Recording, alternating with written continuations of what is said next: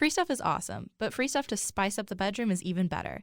Whether you're buying a gift for your sugar baby or just for yourself, you can get 50% off at adamandeve.com when you enter the code CANDY at checkout. And that's not all. Adam and Eve will include 10 tantalizing free gifts, a sexy item for him, a special gift for her, and a third item all partners can enjoy. Plus, you'll receive 6 free spicy movies. But the best part is the free shipping. You can get all of this at adamandeve.com using code CANDY at checkout. That's CANDY. So Shelby, what are you getting me?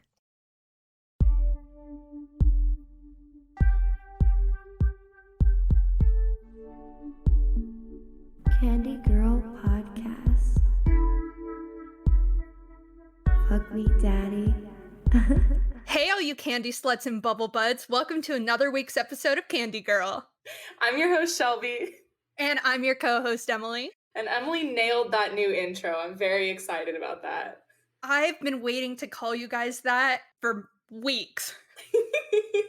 So today we're talking to Nihilist. She is an anarcho-communist. She is a lingerie and porn connoisseur and a burlesque dancer. Very excited. So why don't you introduce yourself to us? Yeah, so I'm nihilistic or just Naya, either works. I started my career in sex work really recently, I think about maybe a little over a year ago. I started with lingerie review and burlesque, and those are different areas, but they kind of overlap in terms of general sexuality discourse. And since then, I think I've really kind of grown into different areas of sex work as well. I also have an OnlyFans, and I have a lot of different sources of income and validation, because I don't really like having all of my eggs in one basket. So I don't make all of my money from OnlyFans or from sugaring or burlesque or any of those things. So I do a little bit of everything. You're a jack of all trades. Horrible trades. That's the name of this episode. It's Horrible Trades. I love that. Okay, amazing. So would you tell me a little bit about the difference between stripping and burlesque? Yeah, okay. So burlesque has a really interesting history. It originally started as a type of skits kind of along with vaudeville that were political in nature, and they actually didn't originally involve nudity. Burlesque kind of used to be the name for a parody or a political parody that one did. Typically it was parodies about the wealthy, interestingly enough. And that kind of evolved into the 1920s style burlesque that we think of sometimes, where it's scandalous for the times, you can see the knee in there, the gloves and flapper dresses and things like that. Then in the 1970s, I would say, burlesque kind of died out actually, because porn became a lot more accessible, easily accessible, and it wasn't something that people were spending their money to go do. And I think stripping has kind of had more of a continuous reach since then. I think stripping is also newer in the sense that we know it with strip clubs. Then in the early 2000s, there was a revival of burlesque, kind of spearheaded by Dita Von Teese, called neo burlesque, and that's kind of what we know today. There's a joke that one of my burlesque mistresses always tells that's we are burlesque performers and sisters, and strippers are sisters.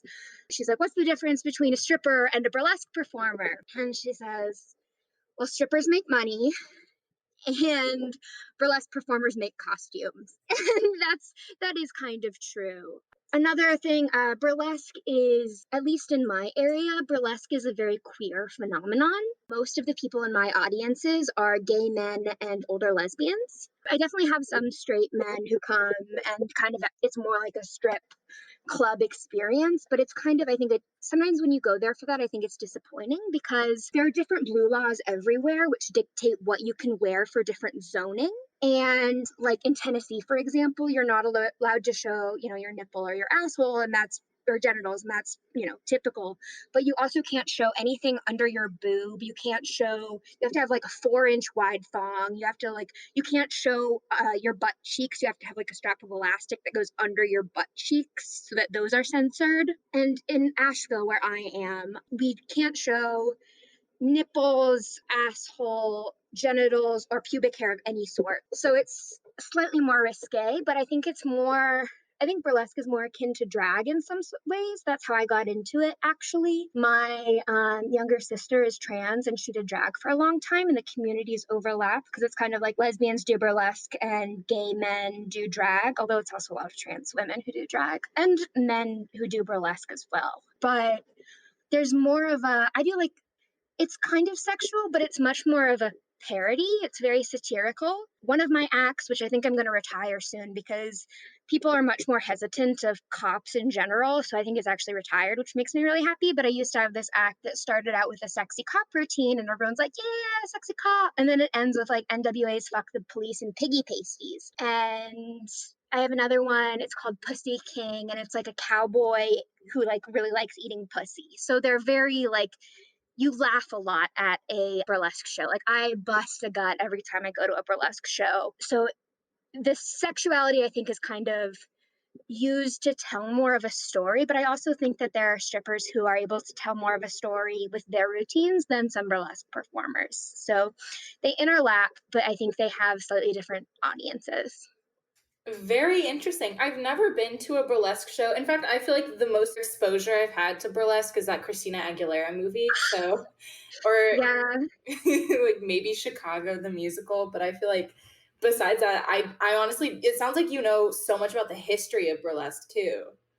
I know some. My burlesque headmistress, Debonair, love of my life, incredible lesbian performer, so hot, so kind. I love her.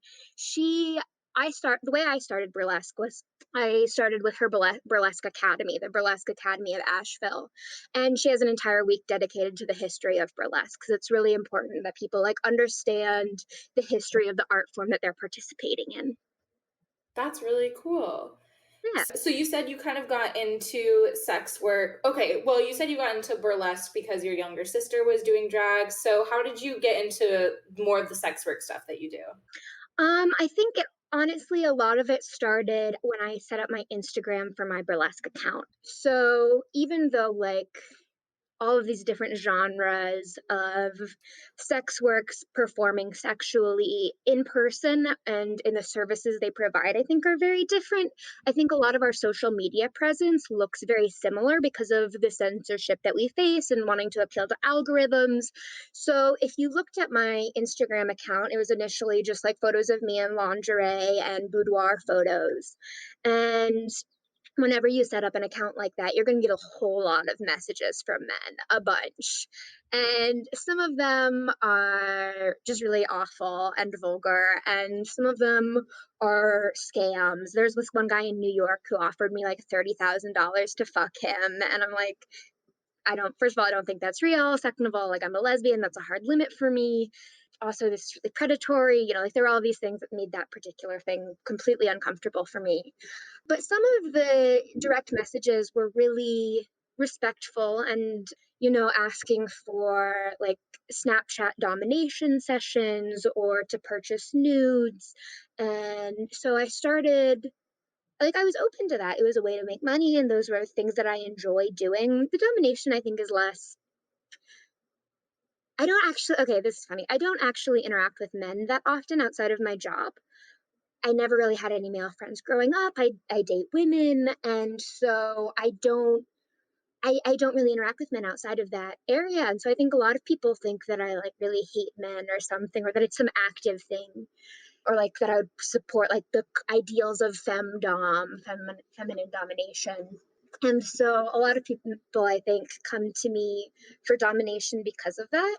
Like I think there's this concept of lesbian findom that really works, but it wasn't actually it's something that I provide, but it's not really like my area of expertise, I think, because I think there's still this sexual gratification that comes from it that I think I can have sexual gratification from interactions, but it's mostly because I'm an exhibitionist.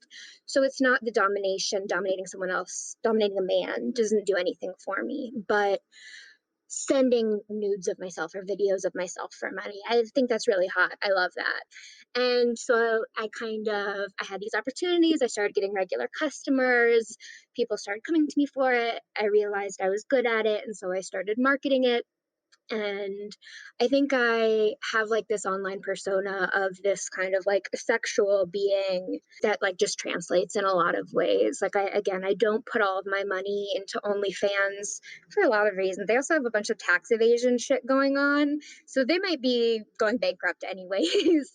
They're also not a very user-friendly platform, unfortunately. And they have all of these, I really wish that there were more like women-run, sex worker-run platforms. I think I'm switching over more to Frisk because that's woman run, and also AVN, but there's not a perfect interface because it's not a perfect area in terms of legality, in terms of red tape, and those platforms have to deal with all of the legality, all of the red tape, and then all of this like baggage that comes with making money off of sex workers but not wanting to be in a position where you actually support sex workers in any way. And then I also do I don't think I could call it sugaring because I think sugaring is something that happens. Like, I think people go out and they say I'm a sugar baby or whatever, and that hasn't been my experience. I've built a lot of relationship with men, various men, and they give me, $100 or whatever every month or every week, and I buy lingerie with it. And it's I think it's honestly kind of an ideal sugaring scenario because it was like relationships that formed naturally.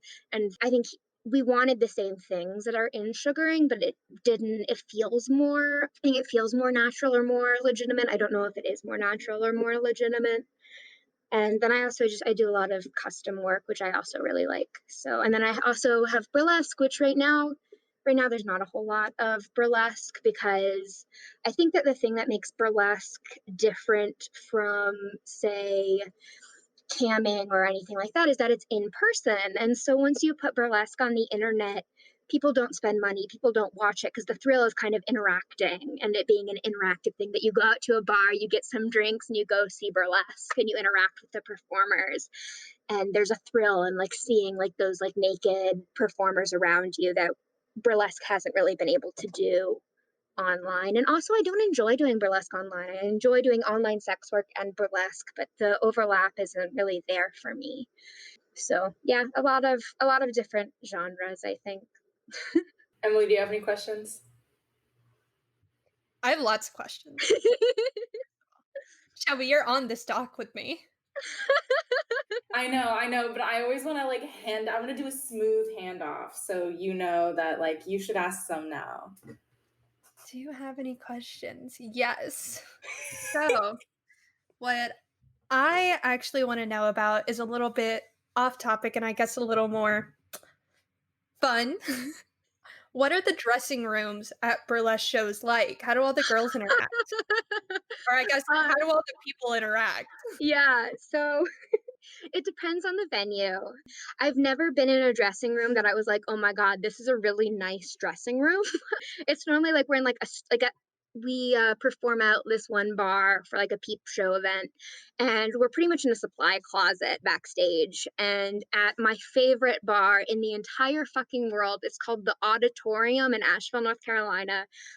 God, I love it with all my fucking heart. I miss it so much. We don't have any like heating or air conditioning, so in the winter we're all huddled around in pasties and coats. And honestly, my little lesbian heart kind of loves being backstage at burlesque shows. I was a figure skater when I was younger, and it kind of feels like that, except no repressed sexuality. I'm not like hiding in a corner being like, oh my God, do they think I'm looking at them? I'm like, oh my God, Deb, your tits are phenomenal. Oh my God, I want to have sex with you. You're so hot. I can't wait to see this number. Oh my God. And there's a lot of that. Not everyone's gay, but everyone's like that. There's that kind of like, I don't know, I think slut solidarity is very strong, regardless of if you're actually attracted to other women, although I think a lot of us are. I think a lot of us, even if they aren't, they're like, oh my God, I want to eat you out so badly. And it's like, no, you don't. You're a straight girl. But that's really nice of you to say. Thank you so much. I want to eat you out too. And it's almost, hi. Like, oh my God, I want to eat you out.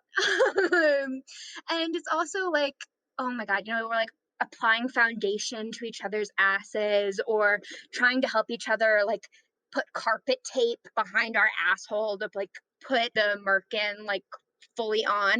This is also something I didn't realize. When I heard merkin for the first time, I thought that was like a fake bush that you would put other over a bush, because that is what it like used to be. But any panty that doesn't have any straps is called a merkin. So you apply it with like carpet tape or any other like adhesive to like your like pubic area and then like behind your asshole. And you have to really try not, I mean, if you have to pee afterwards, you're kind of like fucked. Or if you get your period, you're also like, which is also, yeah, no. So it's a lot of like helping each other with things like that. I don't know, we take lots of selfies, talk about our mental health. I mean, it's pretty, talk about our sex lives or our relationships. It's kind of like other, I think, talking shop, but it's more like intimate because we're all used to seeing each other completely naked. And there's this vulnerability that comes too. So yeah, honestly, backstage at burlesque shows are really fun. I I really like it. Sometimes like I think the bigger the show, the more awkward it is, and like the more like out of town people that you don't know, the more awkward it is. But in general, I think it's probably way more intimate than what we do on stage because there's not this guys, but it's also a little odd because I don't know the quote unquote real names of almost anyone I interact with.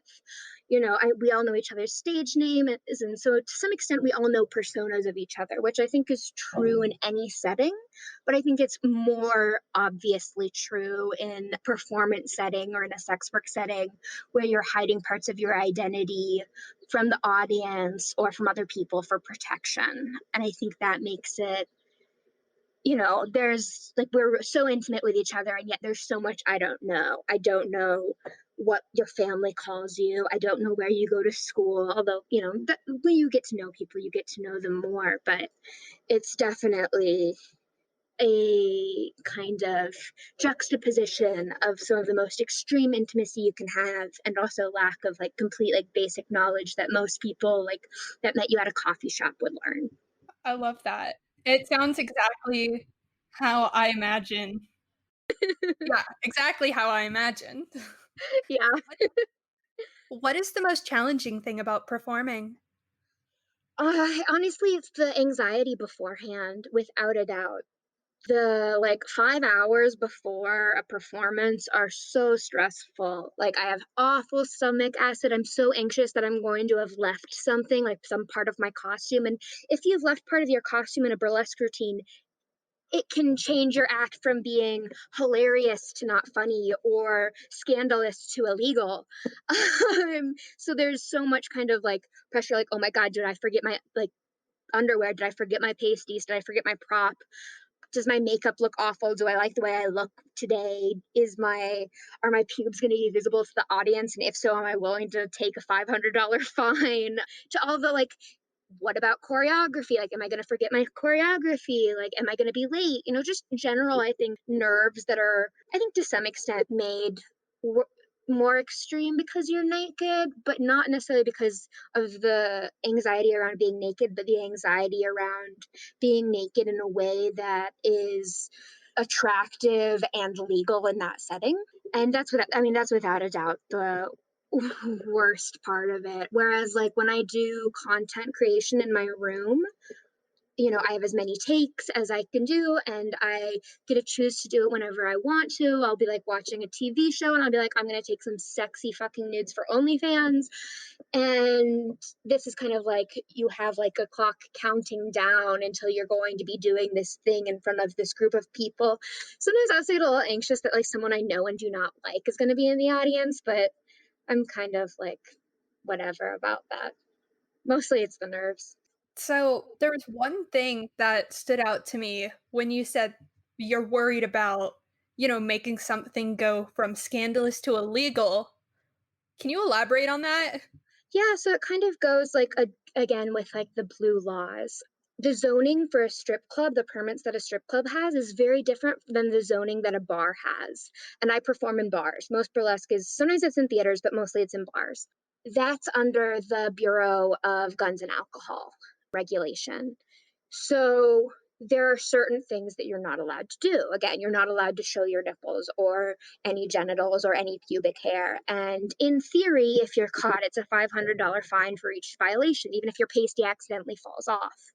Now, I've never actually known anyone who's gotten that fine, because normally there's not like someone from the federal government or the state government in the audience, or if they are, they're like embarrassed about it, so they're not gonna like say, oh, I work for the government, this is illegal. But it's something that you're always kind of anxious about, and it's also you get anxious about too, just like any time when you're doing improv of any sort or choreography of any sort, when you have something, a piece malfunction, that's going to be really stressful on top of being more exposed than you consented to in that moment, and on top of it being illegal. So there are all of these like things that make it really stressful. It reminds me of that time that we went to that bar and I was wearing your top. So Emily and I are built completely opposite, where she has like these beautiful boobs and then I have this huge ass. But that Oh, I means love like it. when we borrow each other's clothes, it never fits. And I was wearing this really cute romper of hers that definitely did not fit my little tiny titties. And we were dancing at this club and I was kind of drunk and my top fell down and my boobs were exposed and I didn't notice right away. And then there was a minute where I was like, oh, and I pull it up and I look across the bar and no one noticed it for one man. And him and I made eye contact and he went, yeah. He should have tipped you. I swear to God, damn. Yeah, Free show. for real. I should have been like, pay up. Yeah, or one time Emily went to an engineering formal for her school with her professors and classmates, and she flashed the whole bar. It was very, very bold. Damn, yeah. No, it's always, luckily I've never really had any like bad costume malfunctions, but the number of like frightened nipples that I've seen, or like people are like, oh, and then they have to change, especially when it happens at the beginning of a set, because then they have to do the rest of their set like this. Oh no. And the secondhand anxiety is so bad. Oh my God. It's like the like nightmares that we tell each other, like, oh my God, did you hear that her merkin fell off in front of an audience of like 200 people? And we're like, oh my God, how did she even do the rest of the set? Yeah. Would you just have to like get off stage at some point? I think if you were in a situation where you could find a way to cover yourself up, but if you can't cover yourself up, or if you're so humiliated or so embarrassed, then yeah, you can just get off stage. But you can't. I mean, it depends on the bar. Some bars are like way more lenient than is legal. Although I've seen way more genitals and breasts at drag shows than I have at any fucking burlesque show ever. Oh my God. Like some performers, especially as soon as they go on estrogen, they're like, oh my God, everyone look at my titties, feel my titties. And I'm like, yeah. But I'm also like, oh, no one's allowed to feel my titties. That's not allowed. Yeah, so I would like to talk about the laws surrounding sex. Well, I mean, sex work in general, obviously, but especially performance sex work as far as like stripping and burlesque shows go, because they seem really outdated. And also, you mentioned like you're not allowed to show pubes, which I feel like is so for so many reasons. First of all, everyone's hair grows differently. Second of all, why? So No, yeah. honestly, that's something that really, the pubes, and it's also interesting because in the city where I live, in Asheville, women are allowed to be topless in public. I've never actually seen anyone do it outside of this like topless festival that's actually run by a cult, but you can Google that if you want. It's called gotopless.org. It's run by the realist alien cult, but no one knows that. But I've never actually seen anyone topless in public besides for those events. And so you're allowed to be topless in public, but not when you're performing, which is kind of weird. But it's honestly probably for the best, because like those people would be getting way too, but like our tickets prices would have to go way up for that. And then the pube thing really bothers me. Most burlesque performers end up having to like completely shave their bodies when they don't want to. I'm like really, really anti shaving that area for myself. I don't think most men who like really, because it's almost always men who are like, I need to have a bald vagina. I don't think they realize how much it sucks to shave that area. It is painful. Most of the time, you get really, in my opinion, unattractive ingrown hairs. It's itchy. I personally, since I've started working in sex work, I've seen way more shaved vaginas than I ever had before in my life, and now I'm kind of used to the way they looked. But for a long time, I thought they looked terrifying. It was something that actively like freaked me out. And then there's also this concept, I think, as well of, like as a society, we glamorize youth, especially in women and young women and girls, and that can look a lot like pedophilia. And I think that every woman should be allowed to do whatever she wants with that area, And I also think that the norms that dictate that the vagina should be shaved come from like kind of pedophilic desire. So I personally don't shave that area, and it means that I have to wear larger underwear than other people. It's also difficult, like my mom was pointing out the other day that like if you look at where does her pube start and her leg hair, like where's that border? She's like, I think, my hair goes down several inches onto my thighs. Like, where do you say this is pubic hair and this isn't? And you're allowed to have any other hair besides for pubic hair, which is really, really weird. Although that's okay. That's like the way that we talked about merkins earlier. That's the original way that merkins in burlesque shows, especially around like World War I and World War II, you couldn't show your actual pubes, but people wanted to see pubes. Everyone wanted to see that. It was something that was illegal because it was desired, and because we tend to make illegal what is desirable. And so they all had these vagina wigs on, so you could see pubes that weren't real pubes. And that's less, normally now we only see that type of merkin in more like comedic sketches. But yeah, it's something that I have a lot of issue with. And I think the biggest issue is that it kind of takes away the choice for a lot of people. If you want to wear certain costumes, you have to do that. And we talk a lot about like what makes different areas of sex work and sexual identity and sexual practices in general empowering is having control over it. And so it's kind of, you have less control over it because you're making this decision on your own. You're making the decision to shave, but it's based on all of these rules that you did not dictate. And that's really, really unfortunate. Good thing lawmakers aren't pedophiles, am I right? Oh yeah, we've never heard of that. Yeah, I'm sure it's just illegal on accident. They had no idea that those two things were related.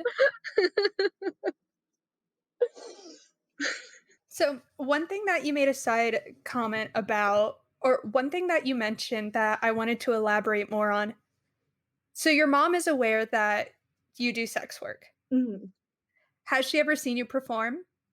All the time. So actually, my mom, this is so funny, but so I started doing burlesque, right? My sister is a drag queen, and my sister is much, much younger than I am. And so my mom would come to her for all of her shows and help make all of her costumes.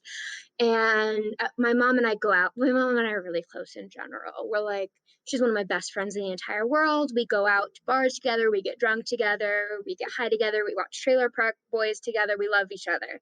We go on vacations together. Like, God, I love my mom. And we were at a burlesque show together. And the performer was like swirling around her pasties. And my mom was like, you love your boobs. I bet you could do that. And she paid for my burlesque classes because I went through eating disorder recovery, and I had just gone through a breakup, and I was having a really like difficult time relating to my body in an empowering way. And she knew that that was something that I found empowering. And so she paid for it. I don't know if my dad knows that she paid for it, but she paid for that. I didn't let her come to my first performance because I was too nervous, but she's come to almost everyone since then. She films most of my acts for me because you need to like have your acts filmed if you want to submit to different festivals and stuff. She takes some of my photos even like for Instagram and stuff, depending on how like risque it is. But she's completely supportive. I think she's even like seen my OnlyFans to some extent when I'm like scrolling through shit. I don't know. I think that I don't know. I'm not really that uncomfortable being naked in front of my mother because like we were both naked the first time we ever met. Like I came out of her vagina, and I can't think of a more intimate thing than that. So it's like I think the thing that makes me maybe the most uncomfortable with my mom being at shows is me being scared that she won't like it, that she'll have like some critiques for me that are too like hard. But she's entirely supportive. I think sometimes she's like anxious about stigma, or I think she can be anxious about how it's perceived, but she's completely supportive of all of that. She knows about pretty much all of the sex work I do. When I first was starting like doing like femdom sessions, I asked her for some help coming up with like insults for penises. Hers weren't that original, so I didn't use them. But but she knows and she's supportive. My dad and I don't really talk about it. He knows that I do burlesque and that I do lingerie reviews and that I make money doing that. And that's pretty much it. We aren't as close. I think it's a different dynamic when it's like a father and a daughter than it is a mother and a daughter, kind of inherently. But we're also just not as close as my mom and I. So it's not something that really like gets brought up. And it's not something I think I would ever want to have a conversation with him about. Like I have seen a lot of stories about people like coming out as being a sex worker to their parents. And I don't think that's a conversation I ever intend to have with my dad because it's not really, like I don't necessarily think he would be unsupportive, but it's not really relevant. He doesn't really need to know it. So yeah, there's kind of that dynamic. And then my little sister, she knows about it, but I don't think all of it's like age appropriate for her to know. And so I'm like, go away. Like, you don't need to be looking at any of this or be like finding out more about this than is appropriate for your age. But she's definitely aware that I have like an OnlyFans and that I do burlesque. And sometimes I'm like, Crystal, you need to get out of this room right now because I need to shoot content. And she's like, oh, how long do I have to be gone? I'm like, an hour or so. And then we can watch Malcolm in the Middle or whatever. So, yeah, and then most of my extended family knows that I do burlesque. I think one of my cousins who's across the country even bought a sexy girls calendar that I was in. And she's like, is it weird if I buy like this calendar that you're in? And I'm like, no, go for it. I'm also really, really open about it. Pretty much everyone that I went to college with, a lot of people that I went to high school with, pretty much all of them know about the work that I do. I'm pretty public about it. I think I was taking an online class. I just recently graduated. I was taking an online class and it was like, tell us some fun facts about yourself. And one of them was that I do burlesque. And no one even mentioned it when you have to do responses. And no one even brought that up. But it's not something that I hide. And I think I'm very privileged to be in that position where I don't have to hide it because a lot of people I think face harsher stigma and are like met with a lot more instability when they're coming out with information like that. So I have a couple things that I want to ask. First of all, we used to have another co-host of this show who was a cam girl, and when she started camming, she had a lot of friends. She was very public about it. And she had a lot of male friends who would reach out to her and be like, oh, I want to see your cam shows, like where can I find it? Blah, blah, blah. So is that something that, because it sounds like a lot of people know Yeah. that you do sex work, is that something that you've experienced? Well, I don't really have any friends that are men. So I think to begin with that kind of makes it different. But I have lots of friends who are queer women or just queer people in general. And most of them follow my sex work stuff, and they'll even like people constantly like that are friends with me or that went to high school with me or whatever ask like, is it appropriate for me to follow this? Like, is it appropriate for me to do this? And I'm like, yeah, sure, of course. Like, I'm always flattered. And I even like I make custom content. I love it. I have lots of friends that I like haven't seen in like 5 or 6 years that were probably maybe more of acquaintances with, that I'll like ask for like custom audio clips or videos, and I'm always so happy. I normally actually give them like extra content just because I feel like it. Because I'm like, oh, like this is so nice. I love this. You're paying me to probably see me naked for free. Like, thank you. So I think all of the like people that I interact with in that way, it's very like consensual and welcomed. I think if I interacted with more men in my life, it might be a little bit more awkward, but I don't think I have that many close friends in general, and I definitely don't have any like close friends or even really acquaintances that are cis men. So it's not really like something I experience. Yeah, I was the same way for like most of my life. Honestly, I think I have two cis male friends. Yeah, no, I think I had like one, I think I had two in middle school. When I was doing some of my like socialist, I used to like help run this like thing that's called like Students for Peace and Justice. And then when I was in high school, I did all my high school classes at the local college.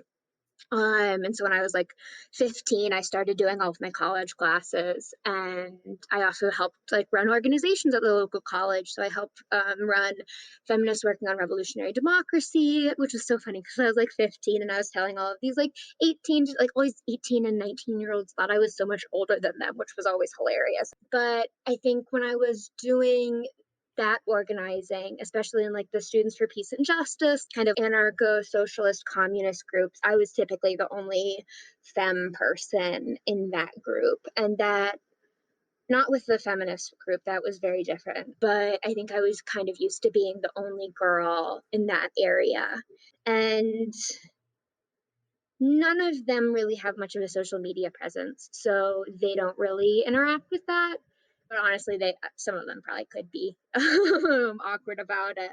I think it's also weird though, because they also knew me when I was a minor, and that's inherently weird. There are some people who like are only a couple years, older than me, who knew me when I was a minor. I don't think it's weird at all, especially because I was like a very unconventional minor. Like, yes, I was 16, but I was also staying up till 2 a.m. at college parties and taking 400 level classes and doing all of these things that no one that age typically does. Those are my friends, and it'd be weird if my friends didn't interact with me like my friends because they were the only friends I had. It's not like I was interacting with 16-year-olds when I was 16. So that kind of complicates things, I think. Age of consent laws are so complicated because on the one hand, we need to protect people from predators and grooming as much as we can. And as someone who has absolutely been preyed upon and groomed, I think that's so important. And on the other hand, there are relationships. This is controversial, but there are relationships between minors and adults that are consensual, and they're rare, and it's not something to promote. But I think we have to understand the complexity of consent in order to better educate people about how to avoid being preyed upon and things like that. Age of consent laws didn't protect me when my high school teacher was seducing me to some extent. That kind of stuff was never something that was protected. There are plenty of people who are like that as an adult. I'm an adult and people, say things to me and I'm like, oh my God, that's so inappropriate. That's so predatory. And then I was a 17-year-old with a 22-year-old girlfriend, and it was one of the healthiest relationships that I ever had. And, I think real life is a lot more messy than we like to admit. And that messiness and understanding that messiness is what's able to help us protect people, as opposed to pretending that everything is cut dry. When I was, a freshman in high school, and I had a teacher who really fixated on me and never kissed me, never touched me, never talked about having sex with me, compared me to his wife, said I was better than his wife, all these other things that are really, really traumatic. But I think we get so fixated on touching that we lose all of the nuance of the ways that abuse works. And you can have touching without abuse, and you can have abuse without touching. Right. So this podcast needs to start going in a different direction. Yeah. Not because I disagree, but because we need more stuff on this. We need more content. Shelby, do you have anything to ask? Yeah, so earlier you mentioned burlesque classes and a calendar that you were on, and both of those things sound really interesting. So would you tell me a little bit about that? Yeah, absolutely. So a lot of cities have burlesque academies, or even if there aren't burlesque academies, I know there are a lot of online classes. My person, Debonair, she has online classes. And I think that's a really good way to start because it helps you build a character and get help with choreography and learn tips and tricks. And I know a lot of people, I think the majority of people who take classes like that don't end up becoming burlesque performers, but it becomes this really nice way to channel their sexuality. There was, I think in the group of people that I took the class with, there's only, I think maybe one or two other people who continue to perform. And a lot of people do it just because it allowed them to kind of see this new part of themselves. I think it's kind of like how sometimes people take pole dancing classes for the experience rather than because they intend to use them to make money. There was one of my classmates, oh God, I love her. She had been raised as a Jehovah's Witness. And with that came with a lot of sexual repression and really complicated ideas that she was trying to unlearn. And her stage name was Jehovah's Titness. Love that. I love that. And so even if she doesn't really perform that much, and we all have to call her by her like name, her like real name, because Jehovah's Titness doesn't roll off the tongue. But God, if it isn't a good fucking stage name. And I think it was really an opportunity for her to process a lot of that experience in a setting with other people, which is really intimate. I think when you do online burlesque classes, you kind of miss that because there's this huge vulnerability. It is so hard like learning how to be sexy, like being sexy, whatever. But those moments of intimacy, it's kind of like when you're laughing during sex, where it's like, this is so incredibly intimate because it's kind of awkward and I'm more vulnerable than I've ever been. And so I think it's a really like great way, like for groups of kind of strangers to like figuring out how to do choreography together and dance together and act sexy together and be naked together is kind of terrifying and really empowering for a lot of people. And for the calendar thing, honestly, it's not that much of a story. I swiped right with this photographer on Tinder. Actually, he was like he's a boudoir photographer, and that's actually how I found him, was on Tinder, which was hilarious. But he was one of those people who didn't have any photos of himself, just of his work, which could have been a totally like horrible situation. I'm not saying that's how you should find a photographer. But he was so professional. He even he asked me to bring a friend. He was like, please, like I was like, I don't think I'll bring a friend. He's like, actually, please do. It's just like I would encourage that. And super professional, way cuter than I had anticipated too. Yeah, I see this like face look. I knew all I knew was that he was a veteran, and then I didn't know what he looked like. I didn't expect some fit Asian guy in his 20s to be the person behind the camera at all. But he honestly, it was probably one of the best photography sessions I've ever had, because it was, first of all, I didn't have, like, I tipped him, but it was $100 worth of boudoir photos. It's what my Instagram used to be completely comprised of, to be honest. And I brought a couple of changes of clothes, and my friend like watched The Office and made sure I wasn't going to be preyed upon. And yeah, and then he, as a boudoir photographer, wanted to make a calendar, and he was like, do any of the people I've shot with want to be in it? And I was like, me, I would love that. I don't even think that many people have purchased the calendar, but I own a copy of that calendar, and I'm owning that calendar forever. Like, I was Miss May, and I want everyone to know I was Miss May, which was also the month that I was graduating and all these other things. I was like, it felt really good. That's my birth month, so I'm super excited. Yeah, no, honestly, it's one of my favorite. Like, having a calendar of yourself on the wall, it does great things to your ego. It really does. I would believe that. My last bedroom, there was a whole wall that was just a mirror. It was like this massive fucking mirror, and like seeing myself every day, amazing. Love that. Mhm. Yeah, absolutely. So we've touched a little bit on politics in this episode. Obviously, when talking about sex work, it's almost unavoidable because sex work and politics kind of go hand in hand in some aspects. But you're an anarcho-communist, and I would love to talk more about that, how you got to that point, and exactly what it is. Absolutely. So, first of all, I identify as anarcho communist in a very loose sense. I align with both communist and anarchist ideals, and I also have critiques of both of those systems. And I think that when we talk about leftist political labels in general, people get really, really ridiculous about them. There's all of this fighting between people who identify as Marxist Leninists and Marxist Leninist Maoists and socialists and communists and libertarian socialists. And there's all of this infighting that I am not even remotely interested in. It's almost all semantics. It's not material for the most part. They're arguing about things that old dead white men said hundreds of years ago that are not relevant to my daily life. I don't think are relevant to most people's daily life. And so when I have those labels applied to me, it's because I want to like signal to other people who identify with key points of those systems of belief. I want them to see me as one of them. And what that really means for me on a material level is that I do not, first of all, is that I do not believe in capitalism. I do not believe that capitalism is the most ethical way to distribute resources. I don't think that it's fair. I don't think that it prioritizes the right values. I prioritize general life and happiness over profit margins.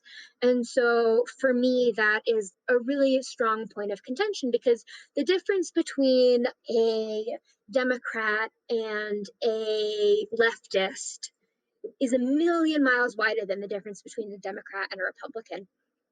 Not even remotely similar, because they have really, really different core ideals. I don't think that anyone that we could elect could change the injustice that is systemic to our current political reality. I think that we can vote for people that are less harm than other people.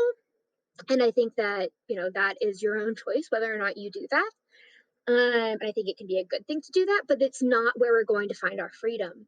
And so that's kind of like the biggest thing, that idea, that those labels mean to me.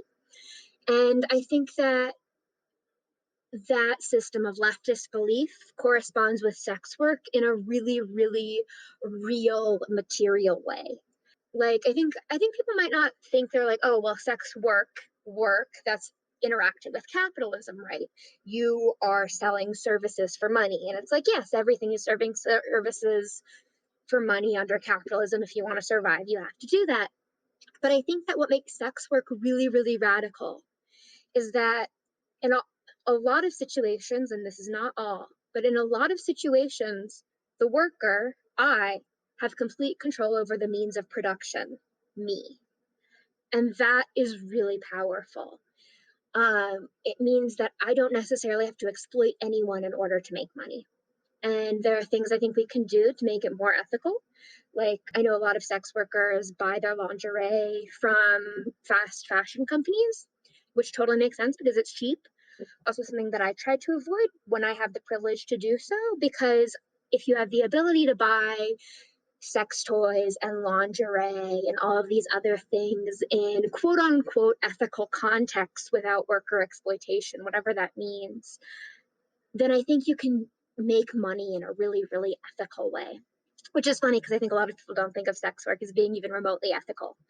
Um, but that's more related to morality than what I think of as ethics.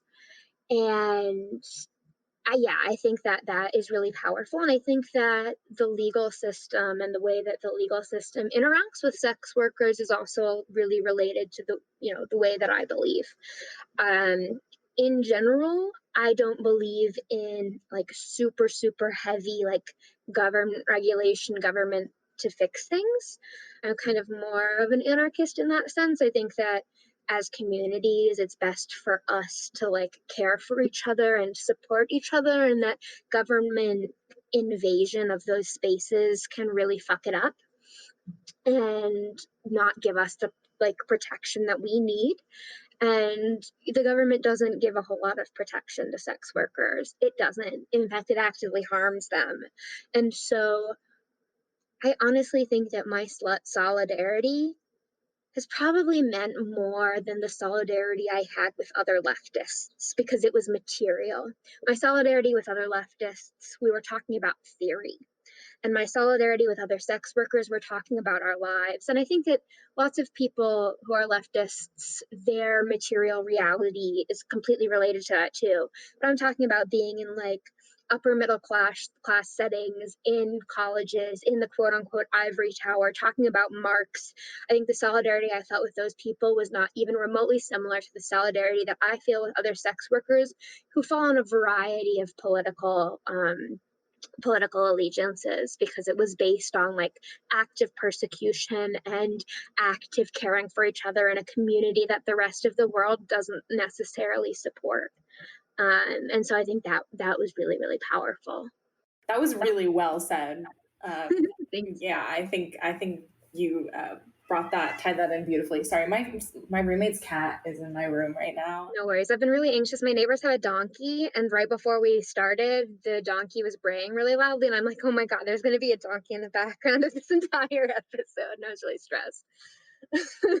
Yeah, I think what's really interesting is, as Shelby said, that was very well said when Shelby originally texted me saying, "We're interviewing an anarcho communist." I was like, oh my gosh, what does that mean? But then when you explain it, that makes a lot of sense. Like, Yeah. it almost doesn't sound radical. I think the most radical concepts never really do. I think that a lot of times the things that we say to justify not radical concepts are way more like the way we justify privatized healthcare is way more complicated than saying everyone deserves healthcare, everyone deserves to not die because they're poor. That's a really simple thing to say, and it's really fucking radical. And it's unfortunate that it's radical at all. Or describing a library, that doesn't sound radical. It's easy to say. I think a lot of times what is radical can be said in a sentence, and what is legal is, in all of this fine print and all of this, really, really difficult to comprehend jargon. But I think that leftists also have a really, really bad reputation for jargon and for all of this theory. And I enjoy reading theory when it's assigned to me. It's not something that I can make myself read on my own because so oftentimes it is so dense. And I think that kind of is putting it more into the theory than the material. You can read books of theory and know all of these terms and concepts, and it doesn't necessarily mean that you have done anything to benefit anyone else. So I think a lot of times what's radical can be said easily. And I think if you can't say something in a way that makes sense, then you don't fully understand it. Again, beautifully said. We are coming up on time. So, Naya, do you have do you have something, Emily? There's one thing that I wanted to talk to you about before we left about being a lingerie reviewer. So, I guess my first question is, what are some of the things that you should look for in quality lingerie or even from a lingerie company? Yeah, so that's hard. I mean, when I look at like review, when I'm talking about like how I do a review, I look at price, I look at quality, I look at design, I look at company ethics, and I look at fit.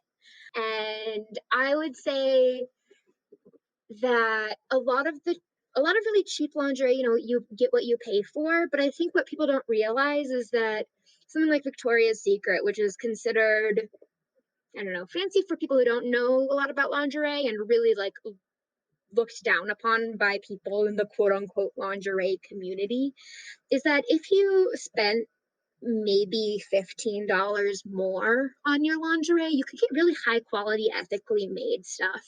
And I don't think I have any like phrases that can tell you what is ethically made, what is high quality. As soon as you put it on, you'll be able to tell if this fits right, if the sewing is done well, if the design is original.